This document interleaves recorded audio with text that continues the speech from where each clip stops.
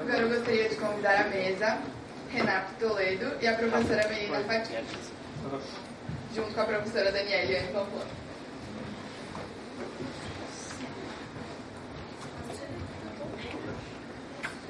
Renato Toledo possui graduação em Ciências Sociais pela Universidade de São Paulo, graduação em Jornalismo pela Faculdade Casper Libero e especialização em Advocacy e Políticas Públicas pela FGV em São Paulo.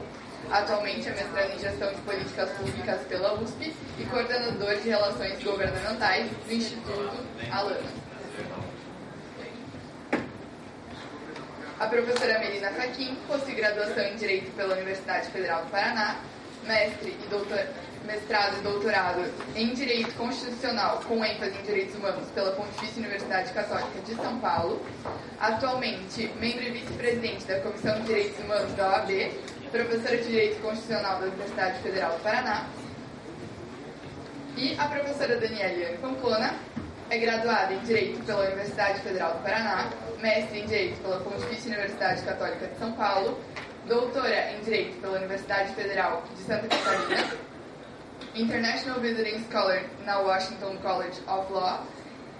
Atualmente é professora titular da pós-graduação e da graduação da Pontifícia Universidade Católica do Paraná, coordenadora da Clínica de Direitos Humanos da PUC e membro do board da Global Business and Human Rights Scholars Association. Obrigada, Luísa. Então eu imediatamente passo a palavra, agradecendo também ao Renato por ter vindo. A agenda do Renato está tão difícil que hoje ele termina a mesa e já parte novamente a São Paulo. Muito obrigada por abrir esse espaço na agenda. E já faço também um agradecimento à amiga, né, muito mais que colega, a amiga Melina, que também veio hoje aqui nos dar a honra, né, da sua presença com mais uma fala. Obrigado, professora. Obrigado à Clínica de Direitos Humanos. Obrigado também à PUC, né, pelo convite. Para nós, o Instituto Alana, é sempre uma honra muito grande poder participar de debates como esse, enfim, de temas que estão aí na ordem do dia, né, como é o tema dos direitos humanos em empresas. E nós vamos trazer aqui uma abordagem sobre a publicidade infantil, né, que a gente entende como uma forma de violação de direitos humanos de crianças, e trazer também algumas perspectivas de autorregulação e de responsabilidade social e empresarial. Eu tenho uma...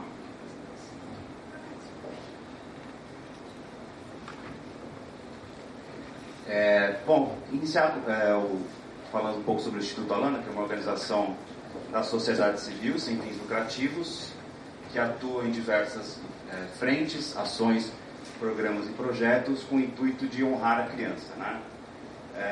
E a gente tem esse programa. A gente tem o programa Criança e Consumo, há 13 anos, que debate justamente a relação da criança com a publicidade infantil. E ele está no próprio Instituto Alana.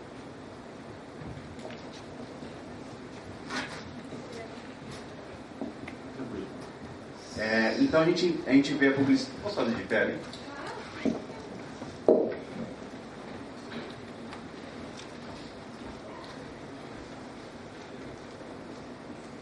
Oi. Oi?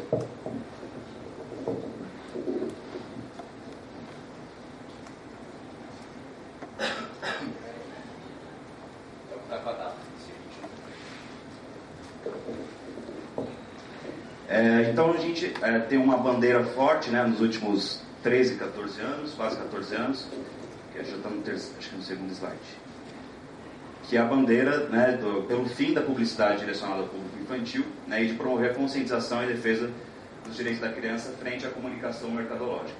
Né? Então há 13 anos a gente tem essa bandeira, esse posicionamento firme e sólido junto à sociedade, junto ao parlamento, junto ao executivo, de defesa do fim de direcionamento de qualquer tipo de comunicação mercadológica a crianças de até 12 anos, né? Um indivíduo de até 12 anos incompleto, segundo o Estatuto da Criança e do Adolescente, sendo a criança.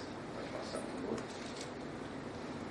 E a gente tem no Criança e Consumo, então, 6 frentes, né? Uma frente jurídica muito forte, que é a frente que inaugura a tese da abusividade direcionada à criança, uma frente que tem mais de 200 ações jurídicas já junto aos órgãos competentes, né, quando a gente observa uma publicidade voltada ao público infantil. Uma área de relações governamentais, que é a área que eu coordeno atualmente, né, fazer uma interlocução junto ao poder público, ao executivo, ao legislativo, exigindo normas mais claras, normas mais protetivas frente à comunicação, deixando a criança mais protegida frente à comunicação mercadológica. Uma área de educação que a gente busca, né, fazer interlocução também o tempo todo com a academia, como é o espaço que a gente está ocupando aqui agora, enfim, também com atores, né, do ensino básico, do ensino fundamental, junto à formação de professores, trazendo o tema do consumismo para a educação. Uma área de pesquisa, né, que é para subvencionar toda essa nossa atuação, com dados, com abordagens relacionadas ao tema do consumismo, né, e também da comunicação de uma forma geral. A área de pesquisa é bastante multidisciplinar, né, desde a psicologia, passando pela sociologia, a parte do direito também com bastante prevalência, né, e uma área de mobilização e outra de comunicação, justamente para levar essa causa, né, de advocacy, né, que a gente faz junto à sociedade, para o maior número de pessoas possível. E, assim, para o nosso contentamento, né, a gente pode dizer que nos últimos 12 anos, nos últimos 13 anos, a gente pode observar que existe um consenso, né, o consenso de que, de alguma forma, a criança precisa ser protegida da publicidade infantil. Claro que não é um consenso quanto ao grau dessa proteção, né, trazendo alguns setores empresariais, por exemplo, já entrando no assunto aqui do nosso seminário, alguns setores empresariais defendem uma proteção parcial, né, já alguns setores da sociedade civil, como o Instituto Alana e outras organizações parceiras, defendem uma proteção total, né, ou seja, de que não haja nenhum tipo de exposição da criança à comunicação mercadológica. Então, a gente entende como um crescimento, né, desse tema nos últimos 13 anos, a chegada a esse consenso de que, de alguma forma, a criança precisa ser protegida. Mesmo as áreas, os setores mais refratários desse tipo de legislação, a regulação da publicidade infantil, têm reconhecido que, de alguma forma, eles precisam mitigar os efeitos da publicidade voltada ao público infantil, que para nós já é um reconhecimento bastante interessante e um ponto de partida para a gente rumar a um cenário ainda mais protetivo. Passando rapidamente só para a fundamentação, né, uma das fundamentações multidisciplinares do porquê nós temos esse posicionamento de contrariedade à publicidade voltada ao público infantil. Essa aqui é uma revisão literária, uma revisão de literatura bastante conhecida, enfim, realizada na Suécia, com uma abordagem bastante multidisciplinar, que mostra, né, com base em estudos da psicologia e do desenvolvimento cognitivo da criança, que entre 6 e 8 anos a criança não distingue o que é publicidade do que é o conteúdo da programação. Isso é um debate que a gente realiza há pelo menos 13 anos, né? Essa afirmação a gente consolidou há algum tempo já, e isso sempre foi um argumento muito forte pela contrariedade à publicidade direcionada à criança. A gente costumava dizer, a criança não sabe distinguir, não consegue distinguir o que é um intervalo comercial, o que é o bloco da programação. Isso na velha mídia chamada televisão, né, cada vez mais superada, sobretudo pelas crianças, já era algo muito complexo, né? Hoje, no YouTube, acredito que quem tem filho ou contato com crianças, enfim, pode observar que a distinção entre publicidade e entretenimento praticamente inexiste, né? É difícil, inclusive, para um adulto enxergar, né, esse limite, né? Então, isso fica ainda cada vez mais confuso para a criança, né, sendo ludibriada com mensagens que, na verdade, são mensagens comerciais em forma de entretenimento. Somente ainda entre 8 e 12 anos a criança não entende o caráter persuasivo da mensagem publicitária, que é um caráter inerente, né, à mensagem publicitária, a busca pela criação de uma demanda que se compra um determinado produto. E somente, então a gente pode afirmar, né, só finalizando essa fundamentação, de que até os 12 anos as crianças não têm condições de enfrentar com igualdade a força e a pressão exercida pela publicidade. E a gente pode falar um pouco sobre as consequências. Eu não vou, como a professora mencionou, eu vou logo mais, se eu quiser, se eu desdobrar cada um, abrir uma aba para cada uma dessas consequências, certamente eu terei que remarcar minha passagem. Mas as consequências mais evidentes são o consumismo infantil, enfim, que acho que está muito colocado junto à sociedade, os prejuízos ambientais, que é uma agenda que a gente tem buscado implementar com mais força, né, relacionando os prejuízos ao meio ambiente com o excesso de consumo, sobretudo de produtos de plástico, enfim, que é algo muito em voga. O estresse familiar, né, quando a criança pede sucessivamente por determinados produtos, gerando um desconforto dentro dos lares, né, levando até o endividamento familiar, como alguns dados já mostram, né, que muitos dados do próprio Sociedade de Proteção ao Crédito mostram que mais da metade das famílias brasileiras afirma já ter se endividado para atingir bens de consumo exigidos pelas crianças. E o tema da obesidade e do sobrepeso, e os distúrbios alimentares, que está muito bem retratado, não sei se quem tiver interesse no tema, está muito bem retratado no documentário Muito Além do Peso, que é uma produção feita em parceria com o Instituto Alan. Pode passar, por favor. Bom, o nosso fundamento, né, como eu mencionei, o nosso programa ele é muito fundamentado numa argumentação jurídica da regulação, de que a publicidade no Brasil, além de ser antiética, no termos de uma responsabilidade social empresarial, ela fere a nossa legislação, né? A gente tem um escopo regulatório, um escopo normativo bastante protetivo já com relação à criança e à publicidade infantil no Brasil. Bom, a base desse escopo é certamente o artigo 227 da Constituição Federal, que justamente trata da absoluta prioridade dos direitos da criança e do adolescente. Pode passar. O artigo 17 do ECA, né, que é o documento legal que veio dar vazão a esse artigo 227 da criança, o artigo 227 do Código, da Constituição Federal. E, por fim, o mais simbólico deles, o Código de Defesa do Consumidor, que afirma no seu artigo 37 que é abusiva, portanto, ilegal, toda aquela publicidade que se aproveita da deficiência de julgamento e de experiência da criança. Né? Por entendermos a criança como um indivíduo em formação no estágio peculiar de desenvolvimento, entendemos que a deficiência de julgamento e experiência da criança, que é um termo que muitos pedagogos não gostam, né? Deficiência de julgamento e falta de experiência, enfim, acho que é contestável, enfim, mas isso está colocado na nossa legislação, né? Não foi um pedagogo certamente que fez. Então a gente entende que esse processo de deficiência de julgamento e experiência é um processo inerente à condição da criança, né? Então, portanto, nenhuma publicidade deve ser dirigida ao público infantil. E também no artigo 39 do Código de Defesa do Consumidor, veda ao fornecedor a práticas abusivas que prevalecem da fraqueza e ignorância do consumidor, tendo em vista sua idade, saúde, conhecimento, enfim, aí abrange diversas vulnerabilidades, né? Mas entre elas a gente identifica também que a publicidade direcionada ao público infantil está vedada também pelo artigo 39. Em 2014, uma resolução do Conselho Nacional dos Direitos da Criança e do Adolescente veio trazer um detalhamento do que é abusividade prevista no artigo 37 do Código de Defesa do Consumidor, né? E também trouxe algumas previsões como a proibição da publicidade no interior de escolas, né, que escolas e creches, que é um tema que eu vou abordar um pouco mais para frente, como um exemplo de falta de responsabilidade social empresarial, de como, na verdade, a responsabilidade social empresarial tem sido utilizada, em alguns casos, como uma forma velada de marketing. Pode passar. Bom, aqui, então, acho que pensando um pouco no papel da sociedade civil, né, que de onde eu falo, né, a gente entende que o nosso papel, a ser desempenhado, é de pressão junto ao executivo e exigência de que as empresas se adaptem a um padrão ético exigido pela sociedade, pelos pais, pelas mães que sofrem no dia a dia, e pelas crianças que sofrem no dia a dia com o consumismo infantil em seus lares. Então a gente entende como resultado desse processo de pressão, enfim, com outras organizações da sociedade civil, que muitas, de se colocar o debate da publicidade infantil como um debate premente, como um debate da ordem do dia, né?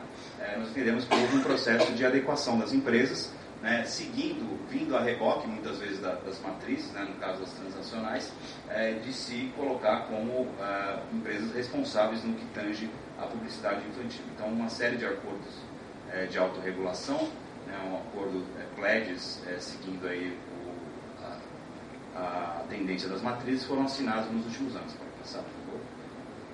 O primeiro deles é sobre escolas especificamente, de 2009, em que 24 empresas do setor alimentício, né, associadas à ABA, e a BIA, a ABA é a Associação Brasileira de Anunciantes e a BIA é a Associação Brasileira da Indústria de Alimentos, né, assinaram esse acordo de não realizar para crianças com menos de 12 anos qualquer tipo de promoção de caráter comercial no interior de escolas, né, já reconhecendo também, eles se reconhecendo como atores importantes no processo da epidemia de obesidade infantil no país e no mundo. Né? Esse é um acordo de 2016, ele é mais protetivo, aqui está destacado apenas a parte relacionada às escolas. No entanto, ele é um acordo da Associação Brasileira de Indústria de Refrigerantes, né, que envolve as gigantes de refrigerante do país e algumas outras empresas, como por exemplo a Nestlé e a Danone, né, que tem produtos, bebidas não alcoólicas, né?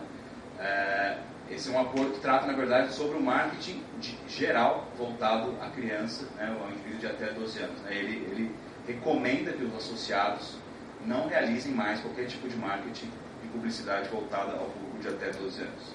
Foi um acordo que, à época, acho que é importante ressaltar isso, o nosso papel como sociedade civil, né, de crítica, né, e de proponente de mudanças, de incremento da legislação.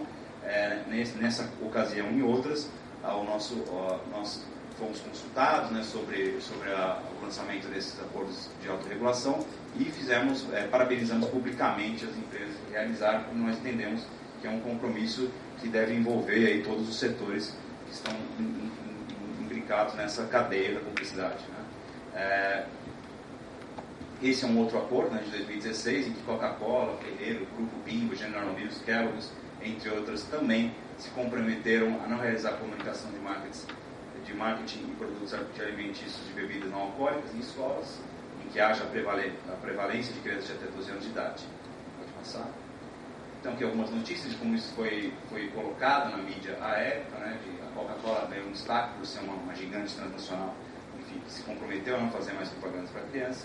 E agora vamos passar para a parte em que nós falamos um pouco sobre o descumprimento, né, desses acordos de autorregulação e trazer um pouco o debate já para a mesa, para as perguntas, enfim, para a gente debater acerca dos limites, né, desses acordos, quando não há como alguns já colocam, né, alguns países já colocam, não há uma perspectiva da autorregulação regulada, né, em que a autorregulação se dá por si só, e muitas vezes os compromissos são apenas avaliados internamente. Né? Então a gente ressalta sempre a importância da avaliação externa desses compromissos e, se possível, uma avaliação feita por algum tipo de conselho, enfim, não necessariamente única e exclusivamente estatal, como no caso do Reino Unido, por exemplo, há um escritório, enfim, que há participação inclusive de empresas de sociedade civil para avaliar esse tipo de compromisso, mas o que a gente tem visto, infelizmente, é que a publicidade voltada ao público infantil ela persiste de uma forma geral, e algumas dessas empresas que já assinam esses tratados têm se colocado, têm descumprido, né, esses tratados, e essa publicidade tem se dado muitas vezes de forma velada, né, a título de responsabilidade social empresarial, sobretudo em escolas, como a gente vai mostrar agora.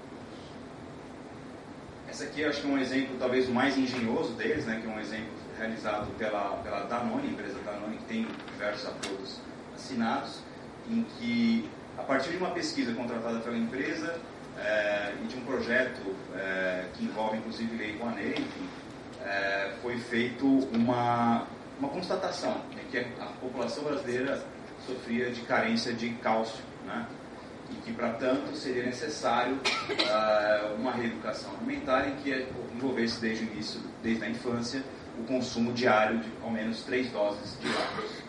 Até aí tudo bem, enfim, acho que não cabe a mim questionar a viabilidade, a legitimidade ou não desse estudo, mas o problema é que essa campanha de educação alimentar que aconteceu nas escolas, na verdade, levava não somente a ideia de se consumir lácteos, mas sim que foi exposto muitas vezes, como a gente recebeu diversas denúncias, os produtos da própria empresa, que era a patrocinadora dessa campanha chamada 123 Lácteos. Então, aqui alguns resultados, as redações feitas pelas crianças sobre a importância de se consumir o Danone ou Danoninho e não lácteos. E isso foi denunciado, inclusive, por muitos educadores, muitos dos quais, inclusive, descontinuaram o programa nas suas escolas quando observaram que, na verdade, havia uma finalidade mercadológica latente. Pode passar, por favor. Esse aqui é um outro exemplo, né, também a título de responsabilidade social dessa empresa, a Mondelez, né, que é dona da Tang, o suco do pó, em que havia uma Olimpíada de reciclagem nas escolas, em que os alunos estavam expostos ali a todas as cores, né, os logos da empresa Tang, e muitas faziam competições para ver qual que era a turma que reciclava mais ou menos, etc. E muitas desses produtos eram as embalagens do próprio produto, mostrando, né, enfim, não teríamos nada, nós e a legislação, enfim, os acordos de autorregulação, não teriam nenhum tipo de óbice a uma empresa patrocinar de fato uma competição de reciclagem na escola, né? Desde que isso não significasse a tamanha exposição à marca, e associando esse hábito de reciclagem, enfim, de compromisso com a sustentabilidade e com o meio ambiente, a uma marca exclusiva, sobretudo no interior de escola, que a gente entende por diversos estudos que isso fideliza ainda mais a criança àquele tipo de mensagem comercial. Pode passar. Esse aqui é o menos engenhoso, mais explícito de todos, que é o McDonald's, né, citado ele também na apresentação da Júlia, que realiza alguns shows em escolas com seu garoto propaganda, enfim. A parte, entre aspas, de responsabilidade social seria que ele fala em alguma dessas palestras ou shows que ele faz, enfim, trata de assuntos como higiene pessoal, sustentabilidade, enfim, traz alguma temática relacionada à comunidade escolar, e tudo isso, em muitos casos, como foi registrado por diversos pais, diversos educadores também, em muitos casos houve distribuição dos próprios sanduíches depois da apresentação, e algo que o Ministério Público de São Paulo já enquadrou, enfim, a empresa, e a gente não tem mais notícia que isso tenha acontecido, mas é claramente uma violação não só ao Tratado de Autorregulação, mas a toda a legislação brasileira, né? Pode passar, por favor. Esse aqui é um relatório, né, que a gente apenas encadernamos em 2016, que é um relatório de direitos culturais da relatora Farida Shahid, em que ela fala especificamente sobre a importância de não se ter qualquer tipo de contato comercial, mercadológico no interior de escolas, e recomenda, por fim, aos estados que proíbam a publicidade comercial em escolas públicas e privadas, né? Então, acho só que mostrando que, além de ir contra a lei, vai contra a autorregulação e também contra as recomendações internacionais. Pode passar. Bom, então acho que a ideia não sei se eu estou dentro do tempo, mas tá, eu vou encerrando já. A ideia é de colocar, né, com esses exemplos, a gente abrir um debate sobre os limites da autorregulação, quais seriam as perspectivas para que elas fossem efetivamente políticas de responsabilidade social empresarial, né, como evitar que elas sirvam como subterfúgio para a prática de marketing, né? Todas essas ações que eu mostrei aqui, elas são responsabilidade dos departamentos de relações de responsabilidade social, né, dessas empresas, não do departamento de marketing como eram outrora. Então acho que é um debate que a gente precisa colocar de como acompanhar, né, esse processo de autorregulação para que ele seja efetivo, né, com participação da sociedade civil, do Estado e da academia, né. Então acho que esse era o que eu tinha para colocar aqui nessa manhã. Obrigado.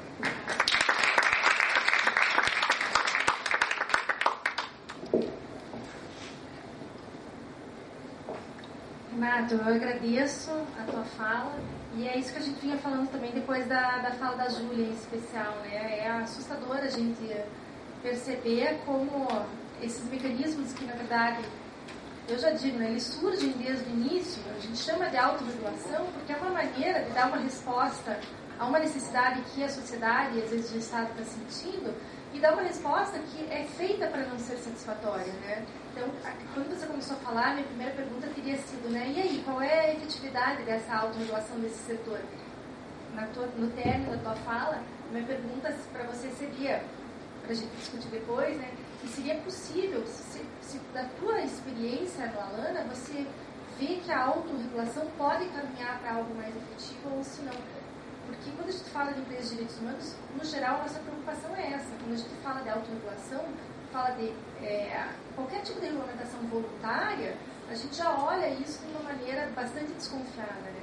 Então, assim, não sei se para esse setor, de repente, você veja isso de uma maneira diferente ou se realmente a gente precisa caminhar para algum tipo de regulamentação vinculante. Mas bastante interessante. Obrigada. Eu passo, então, a palavra à professora Menina para que eu faça a sua exposição. Bom dia a todas, bom dia a todos. Eu gostaria de agradecer muitíssimo à professora Daniele e às demais organizadoras do evento pelo convite. Vindo da professora Daniele, para mim nunca é um convite, é sempre uma ordem. A Dani, enfim, uma querida amiga, uma entusiasta aí dessa discussão sobre empresas e direitos humanos, é uma referência para nós no tema já, não só aqui no Paraná, como também no Brasil, então é uma alegria muito grande poder falar desse tema e falar desse tema num recorte voltado à proteção de gênero, à proteção das mulheres, que também é um tema que tem me sido muito caro, né, como incluir essa perspectiva de gênero dentro do direito constitucional, na perspectiva do direito internacional dos direitos humanos, tem sido uma das grandes linhas de investigação para mim. E acho que é muito feliz trazer a questão da mulher junto com a questão da proteção da criança, não só porque são duas vulnerabilidades, obviamente, mas também porque vários dados estatísticos nos mostram que a proteção adequada das mulheres impacta numa melhor proteção das crianças, tendo em vista, de um lado, uma estrutura ainda bastante patriarcal de família que nós temos no Brasil, em que as mães são mais diretamente responsáveis pelo cuidado e por prover os filhos, então há aqui uma relação direta, mas também há uma relação transformadora também direta, porque o empoderamento de mulheres gera, sem a menor dúvida, crianças mais empoderadas e mais conscientes, né? Queria, enfim, cumprimentar o Renato, dizer que foi uma satisfação ver sua apresentação. Eu, como mãe de duas meninas, duas crianças, bastante preocupada, né, com relação a essa questão da publicidade, é mesmo muito atroz, porque as crianças são efetivamente despidas de qualquer escudo, com relação a esse tipo de persuasão. Então, sem a menor dúvida, a proteção total, tendo em vista a especial e peculiar condição de desenvolvimento das crianças, é fundamental. Eu sou parte de uma geração que cresceu com propagandas muito agressivas, voltadas ao público infantil. Eu me recordo de duas delas que ficaram gravadas na minha mente. Uma delas era uma propaganda de um chocolate que era um cigarrinho em forma de chocolate, e a gente fingia que fumava quando era criança. E uma outra que era uma tesourinha da Minnie e do Mickey, que virou um clássico, porque a propaganda toda ela era tão agressiva que ela falava basicamente: eu tenho, você não tem, eu tenho, você não tem. Ou seja, né, deixando claro. Então, apesar disso denunciar a minha idade avançada, de toda maneira contribui aí, sem a menor dúvida, para essas reflexões. O meu intuito aqui, então, é trabalhar com a ideia da proteção dos direitos humanos e das empresas no âmbito da discussão de gênero. E, obviamente, não vou retomar o que o painel anterior tratava, da evolução das discussões em matéria de proteção dos direitos humanos, em que o Estado deixa de ser o único agente violador e passa também, junto com o dever de respeitar, a emergir no âmbito do direito internacional de direitos humanos, um flanco bastante importante que corre ao lado do dever de proteção dos Estados, que são qual o papel dos particulares, em especial de particulares poderosos economicamente, qual o papel deles em relação à proteção dos direitos humanos e especificamente em relação aos direitos das mulheres. Existem dados, enfim, né, que nos demonstram que hoje a maior parte das maiores economias globais já são empresas, não são estados. Então, qual o papel que essas empresas têm, qual a responsabilidade que essas empresas têm? Hoje ainda temos um blind spot no direito internacional, porque ainda engatinhamos na tentativa de incluir, né, essas grandes corporações como sujeitos efetivamente responsáveis aí pelas suas ações. Hoje a discussão fica no âmbito da responsabilidade estatal via o dever de proteger, ou seja, o Estado tem o dever, de um lado, de respeitar, ele mesmo não ser violador de direitos humanos, e de outro lado, o dever de proteger, ou seja, evitar que particulares assim o façam. O que se torna interessante nesse contexto é como muitos estados que têm, às vezes, uma estrutura bastante dependente dessas corporações internacionais podem fazer frente a esse dever de proteger, se eles não são, muitas vezes, obviamente, vulnerados aí, tanto pela exploração dessas empresas, quanto, mais uma vez, depois, pelas condenações que sofrem pelo descumprimento do dever de proteção, que, obviamente, deve haver, mas temos que caminhar para ver como, obviamente, evoluir isso, e essas discussões, obviamente, fizeram parte aí do painel que me antecederam. Dentro desse contexto, vários conceitos se desenvolvem, o conceito dos princípios norteadores de empresas e direitos humanos, a noção de responsabilidade corporativa, e, sem a menor dúvida, os direitos das mulheres compõem uma pauta importante dentro dessas discussões. Seja porque, de um lado, nós estamos lidando com a maior parte da população mundial, mais da metade da população mundial do sexo feminino, e, portanto, está submetida a esse tipo de vulnerabilidade, e gera aí essa sensibilidade e a necessidade que as empresas incorporem e tenham práticas aí sensíveis à questão de gênero. O que nós vemos é que, mesmo quando a gente tem uma legislação local adequada ou protetiva, muitas vezes é no âmbito um pouco mais sutil que a discriminação opera, e não é à toa que em países, e isso não é novidade nenhuma para a gente, isso também ocorre no Brasil, as mulheres são a maioria, por exemplo, em posições no setor informal, em vagas temporárias ou em cadeias de trabalho cujas posições são mais vulnerabilizadas ou muitas vezes não são nem legalizadas. Isso não é por acaso, justamente faz parte dentro dessa dificuldade de inserção das mulheres também no mercado de trabalho. Em que pese, obviamente, as mulheres contribuírem significativamente aí para a economia mundial, de um lado, porque elas compõem um contingente bastante grande do mercado consumidor, mas também na frente produtiva há um significativo crescimento aí da criação de empregos, da produção de crescimentos, dentro, obviamente, da atividade empresarial e corporativa das mulheres. E isso tende, como eu dizia, aqui há uma relação muito direta entre a proteção dos direitos da mulher e a proteção dos direitos da criança, porque o aumento e o empoderamento da renda e da capacidade produtiva das mulheres aumenta também o bem-estar da família e dos filhos. Quando as mulheres estão empreendendo e têm no âmbito corporativo seus direitos garantidos, isso se reflete em até 90% para o âmbito familiar e para o bem-estar familiar, enquanto que a proporção dos homens é de 38%. Isso faz parte também de um relatório feito pela comissão, pela CIDO, que é a comissão vinculada à Convenção Específica da ONU, que nós vamos falar um pouquinho mais adiante. Um dos maiores obstáculos, sem a menor dúvida, para enfrentar a discriminação das mulheres em relação à violação de direitos humanos no âmbito empresarial e corporativo é romper com a noção culturalmente aceita de que as mulheres pertencem a esse lugar, né? De que nas tarefas domésticas é comum ter a presença feminina, que no setor informal é comum ter a presença feminina e que é incomum ter a presença feminina em posições de liderança ou em posições de comando. Então, sem a menor dúvida, a ruptura com essa barreira cultural, ao meu ver, é o primeiro e mais importante desafio. Em cenários de crise, isso fica ainda mais agudo, porque também estudos pós-crise de 2008 e pós-crise de 2012 demonstram que as mulheres são as primeiras a perderem os seus empregos ou as primeiras a sofrerem os efeitos da crise econômica, porque justamente ocupam esses postos de trabalho informais sem uma estrutura legal que possa lhes dar proteção.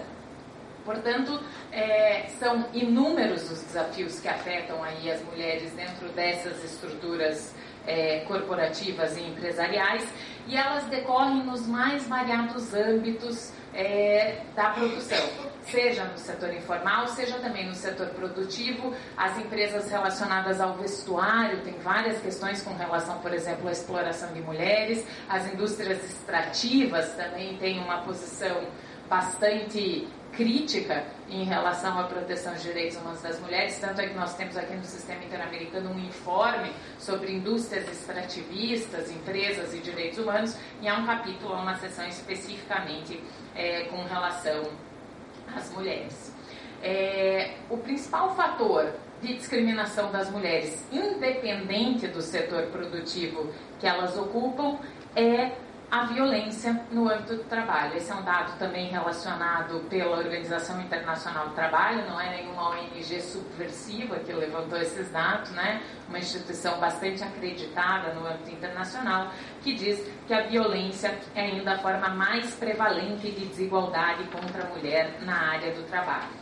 E um dos principais fatores que leva a isso, e aqui violência, importante caracterizar aqui que violência nós estamos abrangendo aqui não apenas como aspecto físico, os mais variados aspectos de violência que a mulher pode sofrer, e isso tem bastante conexão com os papéis reprodutivos e as responsabilidades familiares que as mulheres exercem, tendo em vista que esse ainda tem sido o principal ponto de vulneração às mulheres dentro desse âmbito empresarial e do mercado de trabalho. Temos vários casos, alguns casos bastante graves, julgados, por exemplo, pelo Comitê CIDO, em que países obrigam mulheres a fazerem testes de gravidez forçado no âmbito do trabalho, em que algumas empresas obrigam as trabalhadoras a assinarem compromissos de não engravidar, em alguns casos até extremos, como o caso contra o estado de Bangladesh, em que as mulheres recebiam supostamente um comprimido para a malária, mas era na verdade um comprimido para evitar a gravidez, um anticoncepcional para que elas não engravidassem. Ou seja, temos aqui várias formas, entre mais sutis e mais abjetas, de violação a direito das mulheres.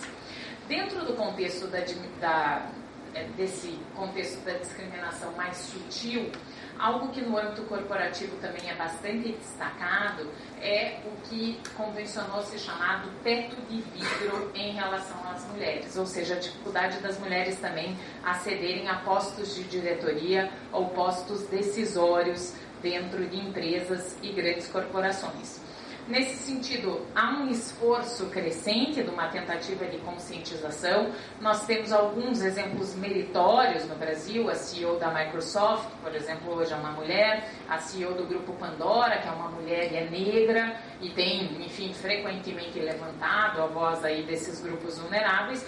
Mas o fato é que nós temos hoje apenas 18% de postos de liderança e decisórios nas mãos de mulheres no setor empresarial no Brasil. E um dado bastante curioso que me chama a atenção, e essa foi uma pesquisa que foi divulgada por ocasião do 8 de março desse ano, é que nas empresas em que as mulheres ocupam esses locais de liderança, essa taxa aumenta de 30% a 40%. Ou seja, mulheres empoderam mulheres. Se nós temos mulheres em postos de liderança, elas mais frequentemente olham para outras mulheres como aptas a ocupar esses cargos do que empresas em que homens ocupam cargos de liderança e aí acedem às mulheres. Nesse sentido, há algumas iniciativas bastante interessantes. Alguns países já adotaram cotas no que diz respeito a esses postos decisórios, especificamente com relação às mulheres. Por exemplo, na Noruega, desde 2003, há uma lei que exige que 40% da representação das empresas que tenham capital estatal, 40% da representação da diretoria seja composta por mulheres. O resultado geral é que hoje a Noruega tem não apenas no âmbito de empresas que envolvam capital estatal. No âmbito geral, a Noruega hoje tem 36% dos postos decisórios ocupados por mulheres. Ou seja, isso também gera um reflexo no setor privado e é o dobro, exatamente, né, da nossa perspectiva aqui no âmbito interno de 18%. Bom, de que maneira as estruturas normativas podem impactar nesse cenário? Elas não só podem, como devem impactar nesse cenário. Nós temos hoje uma proteção internacional que deve se refletir, obviamente, dentro do âmbito interno, constitucional de cada um dos países, que auxilie nesse empoderamento. Infelizmente, e aqui faço coro com as vozes mais críticas, a autorregulação e a autoconsciência não tem sido suficiente no âmbito corporativo e empresarial para incluir devidamente as discussões sobre equidade de gênero. Portanto, iniciativas como essa da Noruega, que são iniciativas legislativas, ou seja, invasivas do Estado no sentido de pôr um determinado parâmetro, nos mostram que ainda são necessárias para gerar, pelo menos num curto e médio prazo, efeitos necessários. Assim, do âmbito internacional, nós temos na CEDAW, na Convenção da ONU sobre a Eliminação de Todas as Formas de Discriminação contra a Mulher, um dos principais instrumentos que pode nos auxiliar, obviamente, dentro dessa busca, dessa maior sensibilização pela equidade de gênero no âmbito das empresas e direitos humanos. A CEDAW cria diretrizes bastante claras que proíbem a discriminação, se aplicam aos estados, mais diretamente que fazem parte, mas também, obviamente, indiretamente às estruturas internas, inclusive privadas dos estados, uma vez que, obviamente, a CEDAW abrange o dever de proteger dos estados, ou seja, evitar que particulares violem direitos humanos. Óbvio, aqui uma responsabilização ainda indireta, os agentes diretos pela discriminação, se do âmbito particular não respondem diretamente perante o âmbito internacional, mas há já um reconhecimento bastante importante nesse sentido.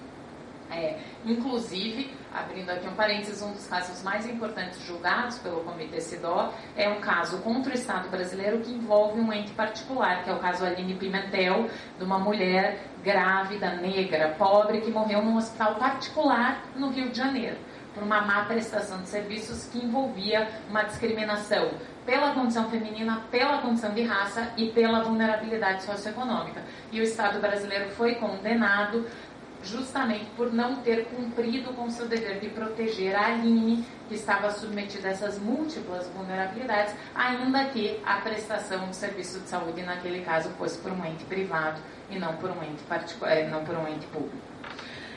Dentro da CEDAW, dentro da Convenção, eu destacaria especialmente o artigo 4º como um instrumento valioso nessa luta pela proteção dos direitos das mulheres no âmbito empresarial e também a recomendação geral número 28 feita pelo Comitê CEDAW. O Comitê julga casos que lhes são submetidos e também faz considerações gerais, recomendações gerais, e dentro dessas recomendações a 28 me parece bastante importante. O artigo 4º da Convenção permite que os Estados adotem medidas especiais, temporárias, para acelerar a igualdade entre homens e mulheres, sem serem consideradas uma discriminação indevida. Então, aqui nós temos a inclusão da ideia da adoção de ações afirmativas ou de cotas, como queiram chamar, aí por um período temporário, para que efetivamente se promova o empoderamento com relação a essas mulheres. É o reconhecimento do direito à diferença, para que efetivamente se promova a igualdade. Os índices nos mostram, se nós formos esperar, nós teremos mais, e esse também é um outro dado que foi divulgado no dia 8 de março agora, se nós formos esperar, sem nenhuma ação invasiva estatal, nós levaremos mais 200 anos para atingir a igualdade de pagamento entre homens e mulheres nas mesmas funções. Não podemos, eu particularmente tenho 2 filhas pequenas, tenho muita pressa que socorra, não podemos esperar, obviamente, 200 anos para que isso venha de fato a acontecer. Existem alguns outros artigos interessantes da CEDAW também que nos ajudam, o artigo 11º da igualdade de oportunidades, o artigo 13º que fala da igualdade e acesso a empréstimos bancários e de créditos, ou seja, empoderando economicamente as mulheres para que elas possam ser também agentes econômicas dentro do mercado. O artigo 14, que fala da discriminação das mulheres no contexto rural, porque se no âmbito corporativo isso já é agudo, no âmbito do trabalho rural é ainda mais importante. E a recomendação 28, como eu disse a vocês, que trata das obrigações dos Estados-partes, e a recomendação geral 28 fala que o Estado tem a obrigação de não causar discriminação contra a mulher por meio de atos, omissões, e deve reagir ativamente à realização contra a mulher perpetrada por atores privados.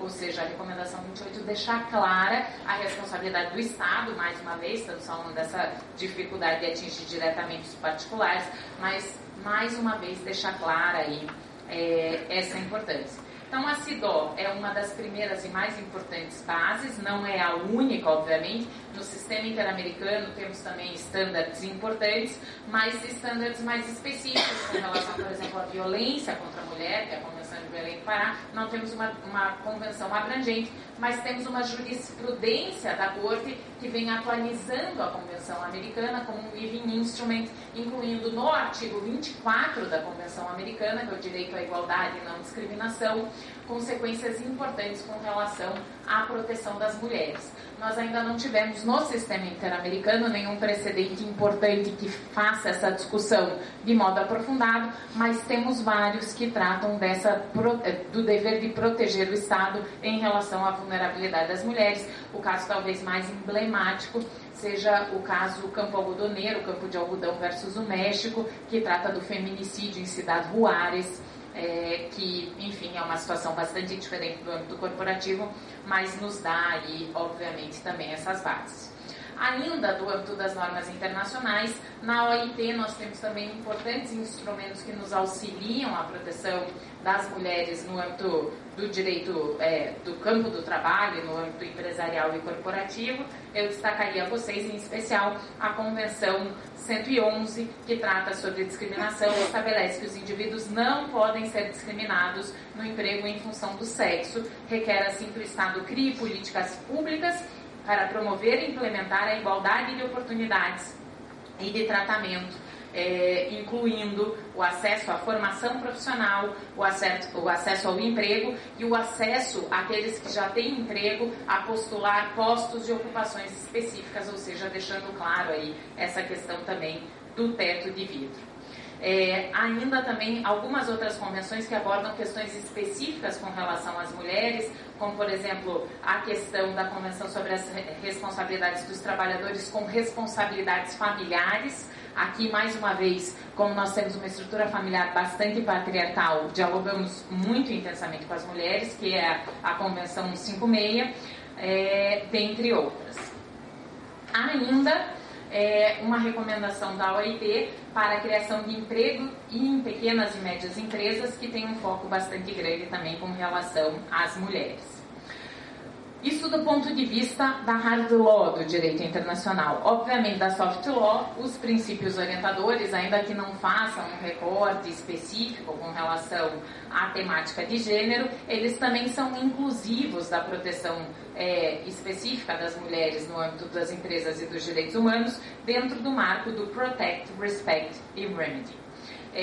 Apesar da importância das mulheres, os princípios evitaram aí fazer uma menção mais densa, mas de toda maneira há aqui, dentro dos princípios orientadores, a indicação que eles devem ser aplicados de uma forma não discriminatória, com especial atenção para os direitos e necessidades de indivíduos e grupos ou populações que estão em maior riscos de se tornarem vulneráveis ou marginalizados, e com a devida consideração dos diferentes riscos que podem ser enfrentados por homens e mulheres. Portanto, há aqui um reconhecimento dessas especificidades.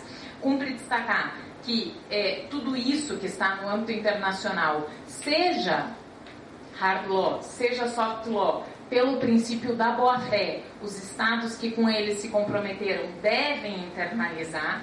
No caso brasileiro, isso é ainda mais agudo, porque tudo que está no âmbito, em especial, dos tratados internacionais de direitos humanos que o Brasil faça parte, e a CEDAW é um deles, é materialmente constitucional. Então, não estamos nem falando do cumprimento da legislação, estamos falando do cumprimento da Constituição.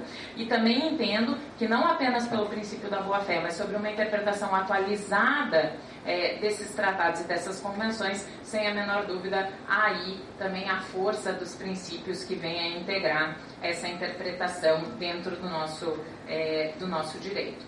Então, basicamente, são esses os instrumentos do âmbito internacional que podem e devem impactar no âmbito interno. Como eu disse a vocês, nós temos aqui no âmbito interno uma tutela, seja essa que vem do direito internacional, seja a tutela interna, relativamente reforçada. Há, obviamente, sempre o drama da implementação, né, como tornar todo esse aparato normativo uma realidade aí para as mulheres que ainda ganham, novamente dados agora divulgados no 8 de março, ainda ganham 32,7% a menos que os homens para desempenhar as mesmas funções dentro dos mesmos postos da atividade econômica. Temos aí alguns dados e estudos interessantes, não quero me alongar aqui no tempo para que a gente possa debater, mas eu queria deixar a vocês só a indicação de um estudo que, me preparando para essa palestra, que eu tive conhecimento e é muito interessante. Há um relatório do Banco Mundial sobre mulheres, empresas e direitos, que eu particularmente desconhecia e que traz vários dados e nos dá aí um cenário, de um lado, desalentador, mas de outro lado aí, desafiador, impulsionador aí das nossas discussões para seguir adiante. Bom, como eu comecei dizendo, um dos principais fatores em relação à discriminação das mulheres no âmbito das empresas e direitos humanos é romper com a ideia de que isso é culturalmente aceitável, de que às mulheres cabe esse papel secundário e aos homens os postos de liderança, os postos empresariais e corporativos são destinados. Nós fazemos parte de uma sociedade em que, se no âmbito público, pelo menos no aspecto normativo, a equidade entre homens e mulheres ainda já, pelo menos normativamente, se faz presente, no âmbito privado é necessário introjetar esses valores. E falo isso com bastante preocupação, porque nós estamos num cenário nacional em que o nosso comandante da República se autorizou falar, durante a sua campanha presidencial, que não contrataria uma mulher para um posto de trabalho. Né? Então, isso de fato aumenta aí a nossa responsabilidade sobre a discussão desse tema. Então, queria mais uma vez agradecer imensamente o convite da professora Daniele, falar que foi uma satisfação poder compor essa mesa e que essas são apenas algumas reflexões para que a gente possa, obviamente, debater esse tema, e me coloco à disposição.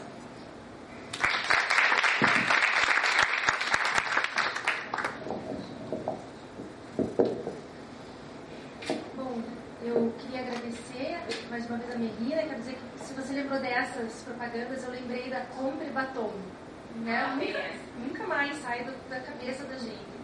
E eu estava pensando, quando você estava comentando a respeito dessa replicação da contratação de mulheres e da indicação dela para cargos diretivos dentro de empresas, quando nós temos já uma mulher ali. E, na verdade, a gente tem que, claro, celebrar esse dado, mas, por outro lado, eu penso que ele na verdade, confirma aquela desconfiança que a gente já tinha. Porque uma das críticas que se faz à responsabilidade social corporativa é que ela depende essencialmente da pessoa que é responsável por ela. Então, está aí, né, a resposta. Esses dados ainda acabam demonstrando isso. Bom, eu me coube nessa mesa falar também um pouquinho a respeito do direito de infância. E eu queria, em breves palavras, discutir um pouquinho com vocês, a partir especialmente de uma questão, que é por que a gente deveria falar especialmente de direitos das crianças quando nós estamos vendo uma preocupação que é relacionar empresas e direitos humanos. Porque uma das respostas que a gente pode ter a isso é que poderia ser suficiente a gente falar simplesmente de responsabilidade de empresas por direitos humanos genericamente, não precisaríamos falar de direitos das crianças. Mas eu queria demonstrar para vocês que, na verdade, existem alguns motivos para que a gente dê às crianças alguma coisa especial. Então, em primeiro lugar, eu queria enfrentar as duas maneiras com que os instrumentos internacionais se referem aos direitos da infância e avaliar se, apesar de todas as discussões que foram feitas em torno destas duas posições, as disposições que nós temos a respeito de empresas de direitos humanos alcançam estabelecer alguma proteção especial para elas. Pois bem, a primeira vez que se falou sobre o direito da infância foi na Declaração de Genebra de 24, no âmbito da Liga das Nações ainda. Depois disso, já no marco das Nações Unidas, as crianças foram contempladas na Declaração Universal dos Direitos das Crianças de 59. A dicção desses dois documentos deixam bem claro que o objetivo era defender a ideia de proteção das crianças. Mas o documento seguinte, que foi a Convenção sobre os Direitos das Crianças, adotada em 89, já reflete uma disputa filosófica por trás do tipo de proteção que deveria ser otorgada à infância. Alguns diziam que a Convenção deveria manter somente direitos de proteção, mas a Convenção ela acaba fazendo diferente. Ela reconhece as crianças, que para elas são todos aqueles até a idade de 18 anos, todos os direitos e liberdades que a Declaração Universal de Direitos concedia até então somente aos adultos. Isso parece que nos põe diante de uma dificuldade. A doutrina ela vai alegar que o mais importante documento que fala da infância nos expõe a uma dubiedade. Os direitos de liberdade e de participação são reconhecidos às crianças por força da sua identificação com homens, mas os direitos de proteção são reconhecidos às crianças por força da sua especificidade de ser criança. Então, isso, na verdade, é reflexo de duas posições bem distintas.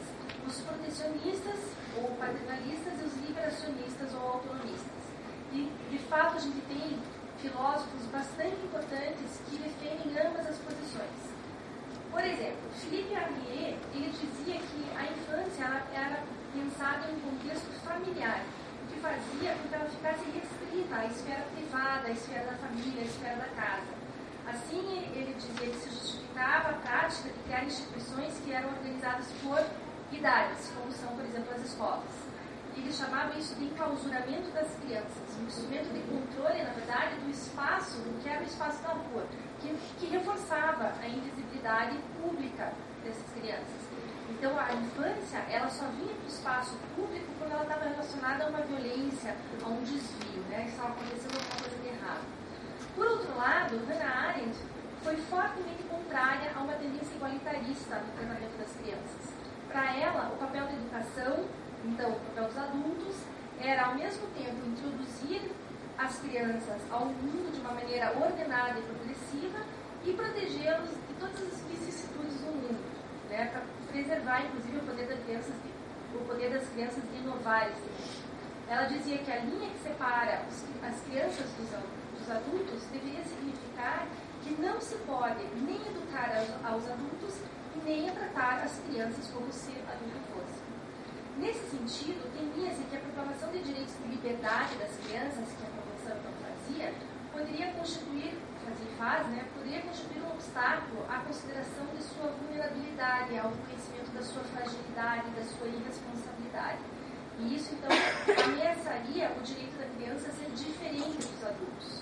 Cai, então, por terra uma razão de conferir à criança uma proteção especial. Para muitos, a delimitação das etapas da vida é vista como uma construção social que, no Ocidente hoje, acaba por hierarquizar as idades, colocando o adulto no topo dessa pirâmide. Assim, além da gente ter que lutar contra hierarquias de classe, de gênero, de raça, a gente ainda tem que acrescentar mais uma, né, que acaba configurando aí uma relação também de dominação. Mas, na verdade, o que eu quero propor é que essa é uma falsa dicotomia. Ser titular de um direito de afastamento da intervenção indevida do Estado não reduz o dever do Estado de proteger essas crianças. Se assim fosse, nem os adultos precisariam da proteção do Estado, porque, afinal de contas, eles são totalmente capazes de exercer seus direitos civis e políticos. Na verdade, então, o que eu proponho é que a redação da Convenção atende a necessidades e culturas muito diferentes. É uma tensão que vai se resolver diante de casos concretos. Eu penso, então, que essas duas versões, elas são complementares, são extremamente necessárias para que a gente alcance a proteção dos direitos das crianças. Como sempre, No entanto, os documentos internacionais que prescrevem direitos que devem ser protegidos por Estados. E aqui eu não vou repetir a história que todo mundo conhece, de que a proteção ela se inicia voltada a uma preocupação do Estado, já foi mais do que falado aqui pelos que me antecederam, dessa visão estadocêntrica. Mas eu sempre lembro da Tio Boron, que nos recorda que os novos leviatãs eles aparecem ao lado do Estado para nos lembrar que os Estados não são aqueles únicos que têm esse poder de violação de direitos humanos. É assim que a gente acorda, então, para o fato de que existem empresas, existem corporações e que não há a menor distinção, não há uma escolha para dizer nós vamos violar direitos desses ou daqueles. As violações acontecem indiscriminadamente, ou seja, não importa a cor, não importa gênero, não importa a idade, elas ocorrem. O que a gente tem hoje de mais moderno para tratar do tema? São os princípios orientadores da ONU. Então, ali a gente encontra quais são as condutas adequadas das empresas. Então, deveria estar fácil de falar sobre os direitos das crianças diante das empresas. Bastaria a gente procurar justamente nos princípios onde é que nós estamos falando das crianças. Bom, o problema é que a gente não fala das crianças nos princípios. Aliás, desde o draft, essa ausência já foi sentida.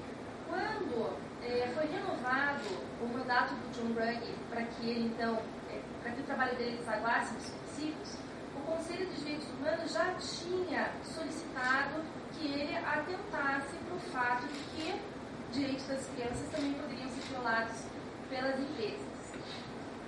No draft do tratado, ele mencionava as crianças somente em 3 princípios. Então, a gente tinha lá o artigo 12, que fala de quais são os direitos que devem ser protegidos, então fala da Carta Internacional de Direitos Humanos, e nos comentários, assim como faz com o direito das mulheres, ele menciona, olha, pode ser que a gente também precise enfrentar questões mais específicas de vulneráveis em geral, como são as mulheres e como são as crianças.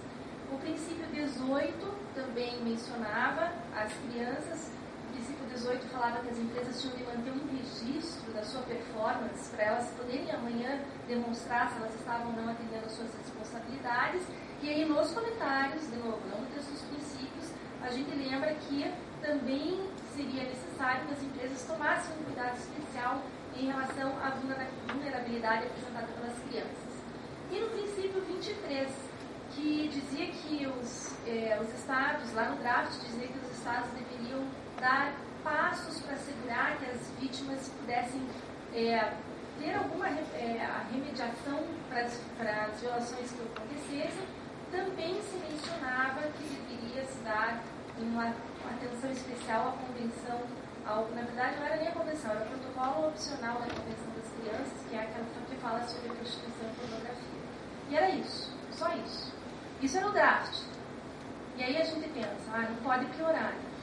Pois bem, quando a gente vai ver então a versão final dos princípios, na verdade, há uma piora, porque a gente vai ter, na verdade, a menção a direitos da infância somente em 2 vezes. No princípio 3º, o princípio 3º, que fala da obrigação dos Estados em assessorar as empresas para que elas alcancem esse nível de responsabilidade. Também nos comentários, que é uma menção ao direito à infância. O princípio 12, ele acabou sendo mantido, com esse comentário que lembra que nós temos, na verdade, estándares que são os estándares mínimos, que é a Carta Internacional, e aí o que a gente vai ter são estándares adicionais, que as empresas podem levar em consideração. Então, é uma linguagem realmente que não ajuda em que se faça a proteção de crianças. E que, claro, está totalmente contrária à declaração do Programa de Ação de Viena, que não dispõe da existência de qualquer hierarquia entre direitos humanos, muito pelo contrário, o artigo 5º, ele é bastante claro para dizer que a comunidade internacional deve tratar os direitos humanos de maneira equitativa. Então, não tem nada definitivamente previsto expressamente quando a gente vai falar de responsabilidade de empresas frente aos direitos da infância. Essa ausência de proteção fez com que, um ano depois da publicação dos princípios da ONU, a Unicef, o Pacto Global e a Save the Children publicassem um informe chamado Os Direitos das Crianças e os Princípios Empresariais. claro, é uniforme, não se está estabelecendo qualquer obrigação para as empresas. As condutas são absolutamente todas voluntárias. Agora, quando a gente lembra que os princípios orientadores da ONU eles são considerados o fundamento que há de melhor hoje para tratar do tema, a ausência da infância ela é relevante. Então, assim, por que insistir em se falar dos direitos da criança?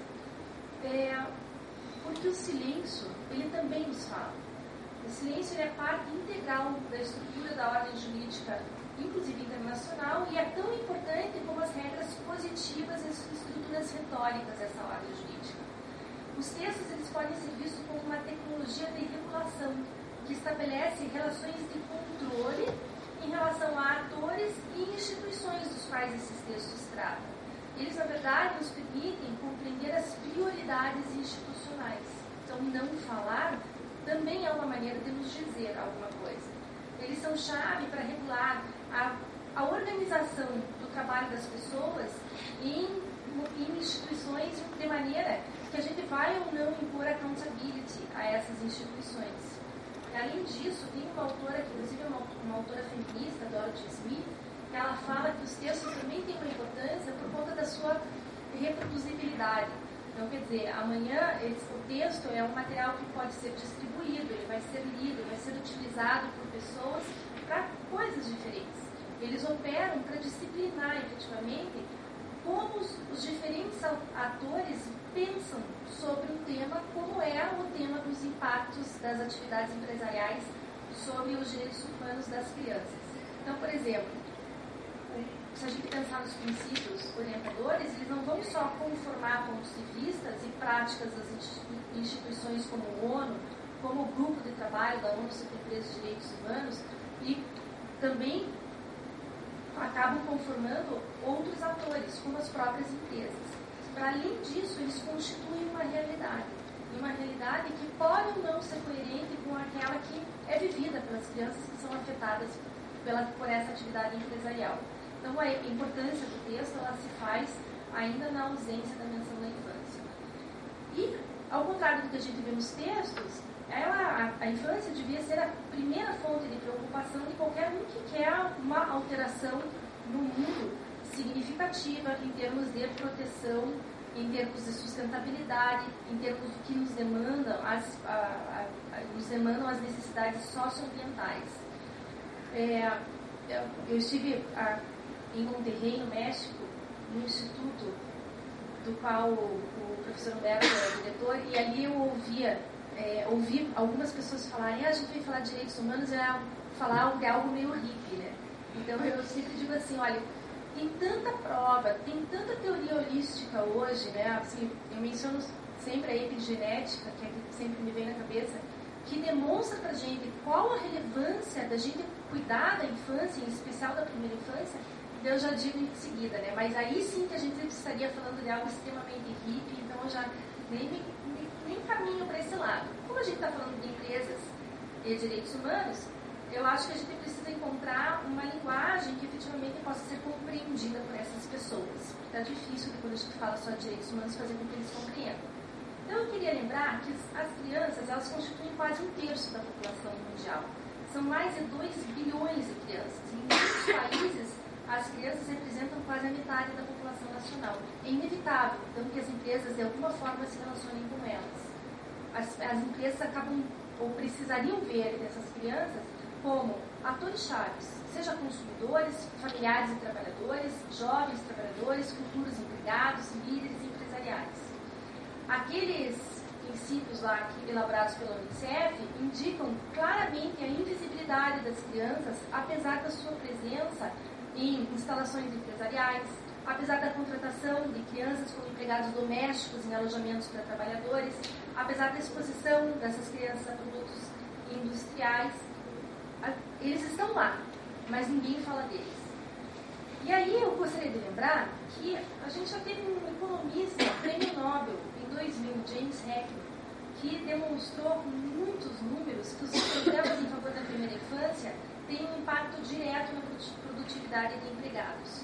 Assim, há diversos números que ele menciona, não vou trazê-los aqui, até por uma questão de tempo, mas vou dar um exemplo, que é um exemplo brasileiro. Em 2016, um período de crise, as companhias as empresas que compunham, na verdade, a lista de melhores empresas para trabalhar tiveram uma rotação voluntária de 30%.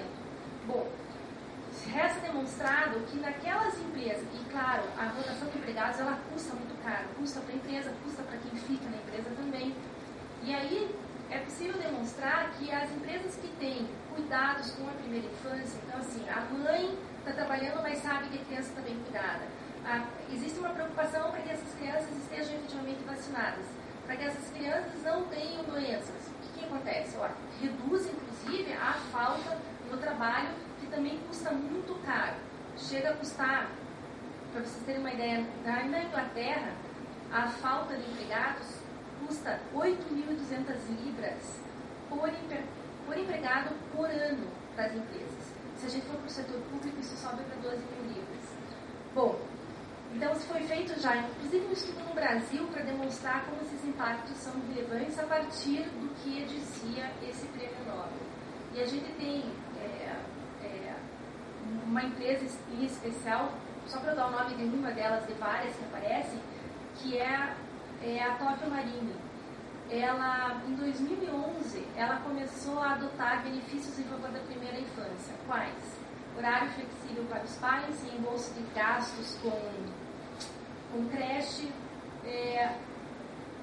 A taxa de rotação de empregados da empresa era de 21%. Ela veio caindo consistentemente a cada ano e chegou ao recorde de 9,8% em 2017, o que é muito inferior à taxa média para esse setor de empresas, que nesse mesmo ano foi de 15%. Então, quer dizer, é quase a metade, para a gente ver a relevância. Então, assim, é uma maneira da gente falar, é uma maneira da gente expor a situação em uma linguagem que as empresas podem compreender, né, e que podem sensibilizá-las. A gente consegue falar de diferentes maneiras para, então, fomentar, né, a preocupação das empresas com o tema. Se os empresários não se convencem da importância da infância para a formação do adulto, que então pelo menos eles se convençam dos benefícios que as empresas podem ter ao proteger essas crianças. O que a gente não pode permitir, ao lado de qualquer dúvida que a gente tenha, é que os textos não falem das crianças. Então aqui, né, sob o ponto de vista de quem está na escola de direito, isso é que a gente não pode permitir. Não se fala como se eles não existissem ou como se não fossem afetados por atividades empresariais. Então, assim, se a gente tinha, no mínimo, duas possibilidades diferentes para protegê-los, que é o que nos traz a convenção, em verdade, com os princípios, a gente acaba não alcançando nenhuma delas. Então, era isso que eu queria dividir com vocês. Eu agradeço a atenção de todos.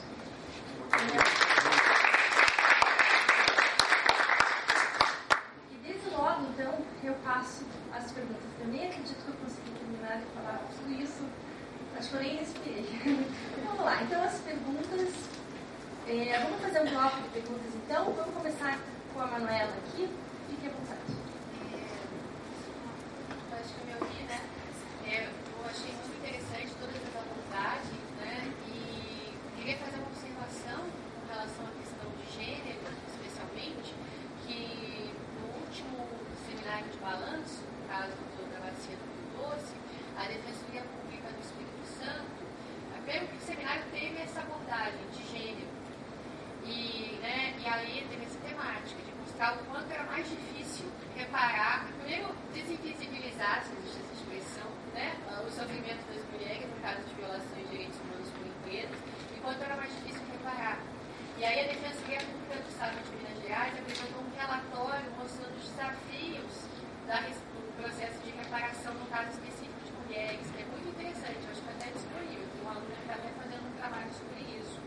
E aí mostrando justamente, por exemplo, aí vem, né, sobre a lógica também que tem que ser estruturada da visão do próprio capitalismo. Né? Essa estrutura não reconhece muito do trabalho informal, aí eles fazem até permissão, assim, para a Federici, a Calibanha as Bruxas, que mostram o quanto que é importante para o capital invisibilizar o trabalho feminino. Isso vai ser sustentável pelo processo de exploração. Porque fica claro no caso, porque, por exemplo, as empresas não estavam reconhecendo o trabalho informal da mulher que ia lá limpar a casa, que ia limpar a faxineira 2, 3 vezes por semana, mas que, né, de certa forma, contribuía para a economia doméstica, que trabalhava fazendo a parte de artesanato, né? Contribuindo com o artesanato da região. Isso não estava sendo, uma empresa que conduz os critérios de reparação e o próprio processo, a empresa não estava aceitando a contribuição dessas mulheres para a economia familiar e, portanto, uma vez que elas estavam desprovidas dessa possibilidade, repará-las também. Então, mostrando a dificuldade e a necessidade desse recorte de gênero, né? Esse relatório da Defensoria Pública do Estado de Minas Gerais, que é recente, foi apresentado no final do ano passado. É bem interessante. E a questão da criança, porque aí eu acho que mesmo o projeto do tratado, por exemplo, é carente, na verdade, assim, lidou com essa questão infantil, mas, obviamente, que são atores políticos que estão em processo de negociação, né? E aí reconheceu que, estruturalmente, a violação ou a lógica de capital estaria, por exemplo, os povos tradicionais, principalmente por conta da indústria extrativista, né? E as mulheres. Até porque tem um movimento feminista enquanto ator político que é muito mais presente do que o movimento que defende o direito das crianças, né? Não está presente nesses espaços, tanto assim, negociando.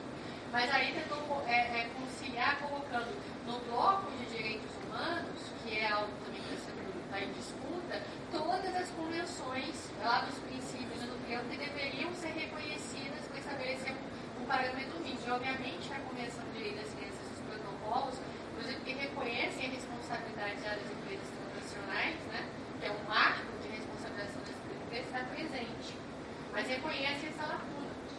Mas eu acho que uma das falhas também dessa previsão expressa, que o mesmo tratado prevê, recorte de gênero, né? Porque também tem os feministas, porque agora as feministas entraram dentro do processo de negociação do tratado, eles criaram uma rede chamada Feministas pelo Tratado.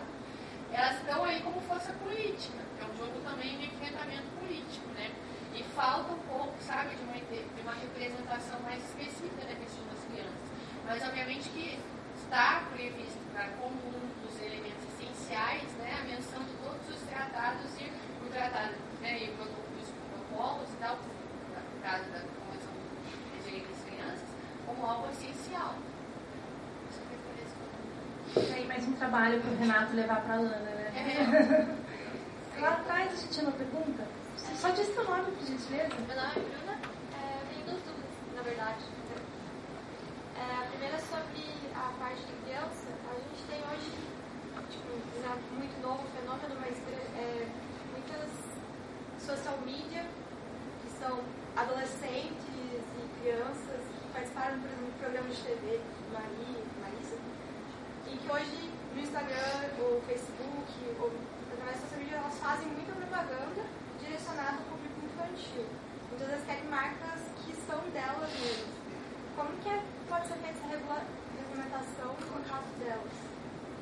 E a segunda eu trabalhei com violência doméstica e eu via muito, era constante, casos de vítima de violência doméstica em que o marido praticava também a violência doméstica no ambiente de trabalho e por isso a empresa ficando escândalos e prejuízo a empresa, ela demitia a mulher que estava em situação de violência doméstica, aumentando assim a vulnerabilidade dela. E se existe algum programa, alguma saída desse caso. A gente tem mais alguma pergunta? Henrique. Muito interessante este panel. Eu pido desculpas, eu não falo português. A pergunta é para Renato. Renato, realmente cuando uno habla de publicidad, uno está pensando en cómo operan las compañías en un sistema capitalista que quiere vender productos que se enmarca dentro de la idea de acumulación. En este contexto, la responsabilidad social empresarial es un business case también. Y como a pesar de que lleva 50 años, a menos de que tú demuestres al empresario cuál es el beneficio, que claramente impacta a varios actores, pero también cuál es el beneficio económico, es difícil que trabajen en estas prácticas de responsabilidad social empresarial. Entonces mi pregunta es la siguiente: ¿tú no crees que dentro de todo lo que nos presentaste es imposible hablar de responsabilidad social empresarial sin que esto, o en un sistema capitalista como que es contradictorio si uno piensa que va a sacar regulaciones que impidan la publicidad en eventos, por ejemplo, que presentadas del TAM, porque son niños. Al final, todas las empresas ven a las crianzas como consumidores al futuro. McDonald's genera felicidad. Entonces, probablemente el problema es la publicidad, pero el problema es algo mucho más estructural que con la ley no se va a solucionar. Es simplemente que la responsabilidad social empresarial opera en un modelo capitalista y esto es parte de ese modelo capitalista. Obrigado. Eu agradeço, obrigada, Henrique. Eu passo a palavra ao Renato. Muito interessante a pergunta e faz talvez entrar até numa crise existencial, né, da atuação da sociedade civil. Claro, eu acho que as propostas que a gente tem de regulação, de autorregulação, né, de exigir que as empresas adotem um padrão ético, responsável com relação às crianças, no nosso caso específico, elas estão visando mitigar danos que estão colocados em todo o ambiente da sociedade que se organiza na forma de produção capitalista, que exige, né, que olha para as crianças como futuros consumidores, como atuais consumidores, como aqueles que devem ser fidelizados ao longo da vida toda, né? Tem uma escritora que a gente usa muito que ela fala dessa fidelização do berço ao túmulo, né, com relação às empresas. A gente está vivendo nesse mundo, enfim, não vamos... eu ia falar tapar o sol com a peneira, mas é muito difícil de traduzir, né, com expressão muito brasileira. Não vamos deixar de ver a realidade, né? Então a gente tem sim, a gente acredita que a responsabilidade social empresarial ela tem o seu papel. Não posso dizer que ela vai ser 100%, né, dadas as condições mesmo que você colocou. O que talvez eu devesse ter colocado na apresentação, dois casos brasileiros, né, de empresas que não realizam publicidade para o seu público. E são um caso específico, que eu acho que é o mais concreto, eu acho que eu posso colocar, confiar mais e usar isso como um exemplo público, né? É o caso de uma empresa que realiza produtos, que produz material escolar, ou seja, o público dela é exatamente o público infantil, e ela tem como marketing social dizer aos pais, às mães que compram os materiais, dizendo: nós dialogamos diretamente com vocês, não com os seus filhos, por entendermos que eles são um público vulnerável e que ainda não desenvolveu a capacidade de discernimento com relação a esse tipo de mensagem publicitária. Então eles não usam produtos licenciados, não usam personagens tão caros ao universo infantil, né, em seus produtos. E essa empresa chama Mercury, não sei se vocês conhecem. Enfim, mas é uma empresa que inclusive tem apresentado bons resultados financeiros, enfim, e isso tornou-se parte do marketing social da empresa, né? De não, justamente os pais que estão preocupados, que estão debatendo essa questão do consumismo infantil, vão identificar naquela empresa como alguém confiável, como alguém que merece a compra do seu produto, por conta dessa conduta que eles têm com relação aos seus filhos, de não assediá-los para o consumo de determinados produtos. Mas, sem dúvida, eu acho que esse questionamento que você faz, ele expõe, né, os limites que a gente tem com relação à responsabilidade social e mesmo o incremento legislativo, né, o enforcement, né, para a questão da publicidade, pois estamos numa ordem capitalista, como você mencionou, que requer o tempo todo o aumento do consumo, enfim, o aquecimento econômico da sociedade, enfim, que todos precisam consumir, e que a gente vive numa espiral constante de criação de desejo, de frustrações das crianças, de adolescentes e de adultos que não conseguem atingir aqueles bens de consumo e que, por sua vez, a frustração vai trazer ainda mais desejo de compra, enfim. Eu acho que eu trouxe talvez o debate muito na linha normativa, regulatória, né, sem colocar um pouco do contexto mais amplo Mas, de fato, a gente visa mitigar e trazer a conscientização com relação ao tema do consumismo, mas nós sabemos que aprovada uma lei no Congresso Nacional mais clara, mais específica, uma norma infraconstitucional que proíba expressamente todo e qualquer tipo de publicidade voltada à criança, e se essa lei for cumprida, o problema do consumismo não vai ter sido erradicado na sociedade brasileira, assim como não vai acontecer no México, na Colômbia, enfim, por conta de uma única específica lei. Toda uma maneira como a sociedade se organiza, e a gente tem esse papel realmente de redução de danos, né? E de a partir desse debate tentar formular e refletir acerca de uma outra sociedade, né? Uma sociedade com menos consumo, enfim, uma sociedade com mais menos consumo, não, desculpa, menos consumismo. É importante que a gente tenha consumo, que todos tenham acesso aos bens de consumo, que aliás é uma conquista recente da sociedade brasileira, né? Que todos possam ter, enfim, congelar os seus alimentos, ou tê-los na geladeira, enfim, acho que é sempre importante também a gente ressaltar nosso alvo como sendo consumismo e não o consumo, né? Para vir aqui no debate, consumir, todos nós consumimos, enfim. Acho que é um pouco isso, não sei, eu acredito que não tenha respondido totalmente, porque é uma resposta, é uma questão incompleta mesmo, né? Acho que é inerente a esse debate, né? A gente não tem resposta tão completa a respeito desse questionamento, que é um questionamento que a gente faz no cotidiano. Acho que todas as entidades da sociedade civil acabam fazendo, né? De qual seria a solução, de não enxergar uma solução quase que definitiva, né, para cada um desses temas.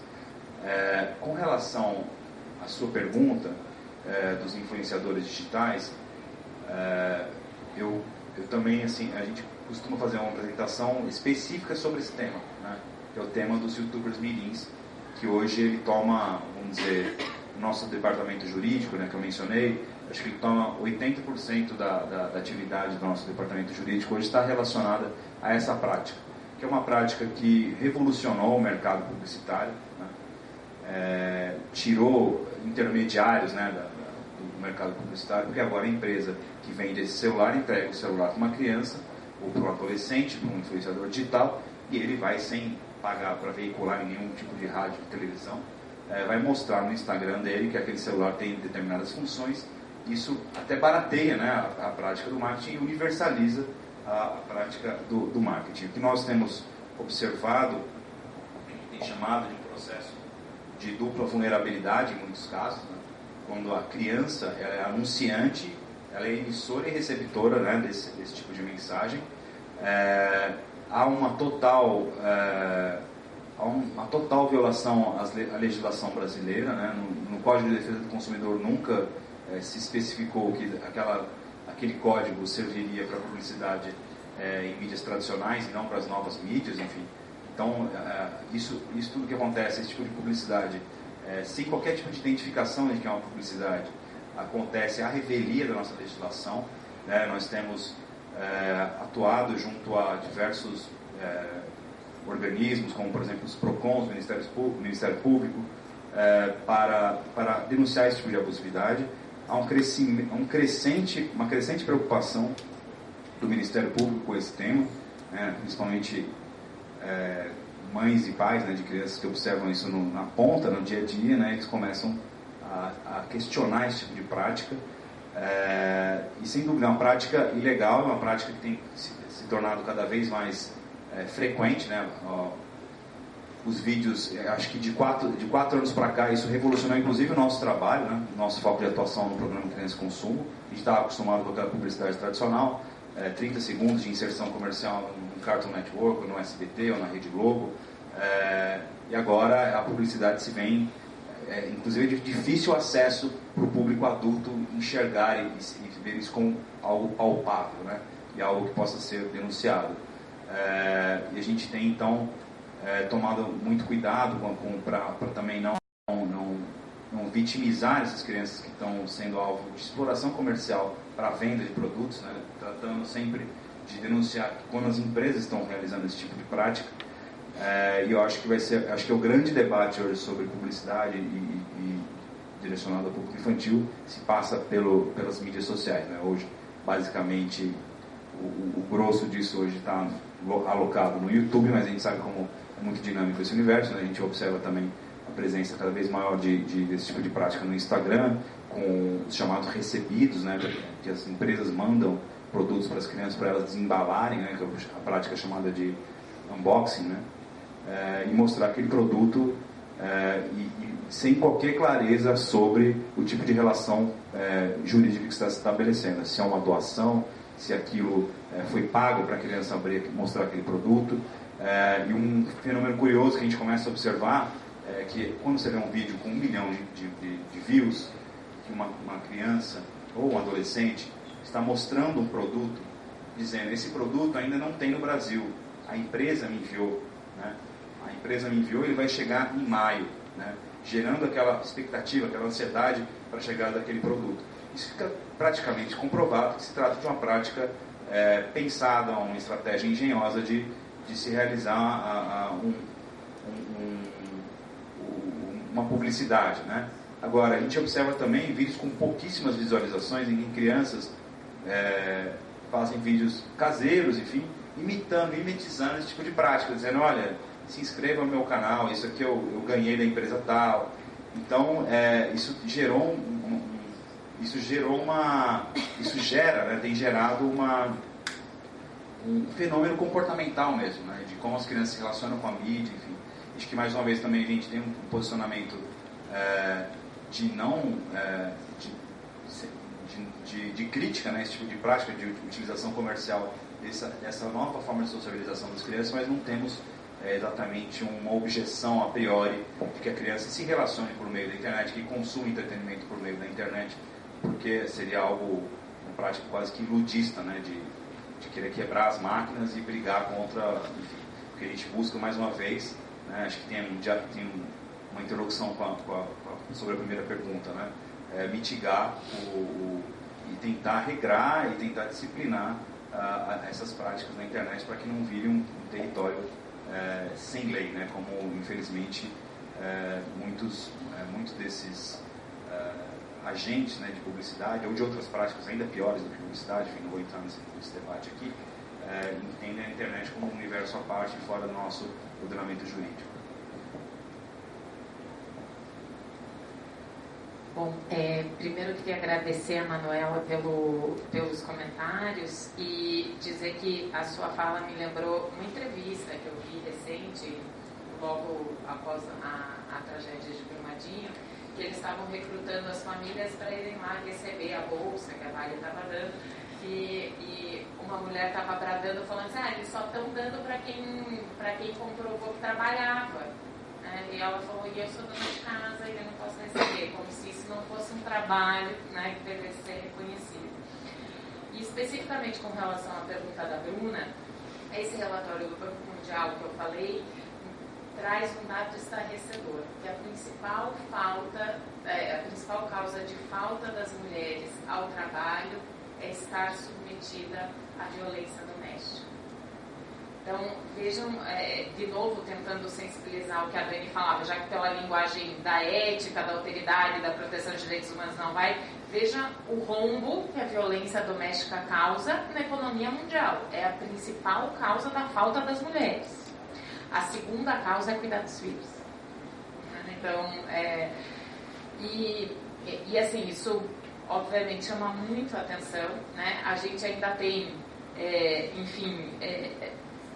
muito, digamos assim, uma cifra muito invisibilizada, e quando essa violência vem a lume e quando eventualmente ela até ocorre no mercado de trabalho, a resposta muitas vezes é vulnerar ainda mais essa mulher, dizendo: olha, desculpa, a gente não quer esse tipo de confusão aqui, então vai embora. E a dependência socioeconômica das vítimas em relação aos agressores é um dos principais fatores que faz com que essas mulheres mantenham as relações abusivas. Então há um círculo muito vicioso e muito tenebroso com relação a essas vítimas e mulheres submetidas à situação de violência, porque elas acabam perdendo a sua condição, a sua suficiência econômica e se veem obrigadas a continuar dentro de um relacionamento abusivo, porque aí dependem, além de vários outros fatores, mas dependem economicamente do agressor.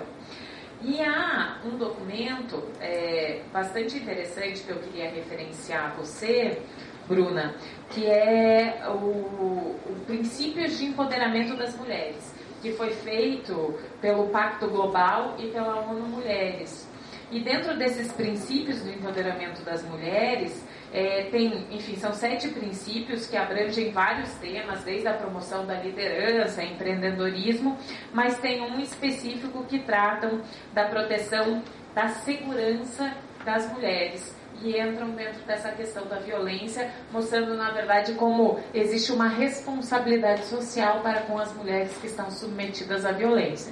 Então, obviamente, é um conjunto de princípios, a gente não está tratando de nenhuma normativa internacional, mas isso mostra como o tema é um tema efetivamente que não passa invisibilizado, né? Que vem à luz e pode auxiliar, ainda que talvez não com,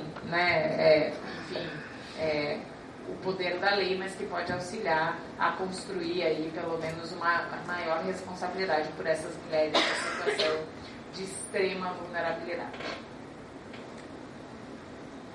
Eu gostaria então de mais uma vez agradecer ao Renato e à Melina que contribuíram para a manutenção da qualidade das palestras que a gente já ouviu hoje. E quero convidar a todos para que continuem conosco hoje à noite, quando a gente vai discutir direito econômico internacional, especialmente a questão de direito de investimentos. Muito obrigada a todos por hoje.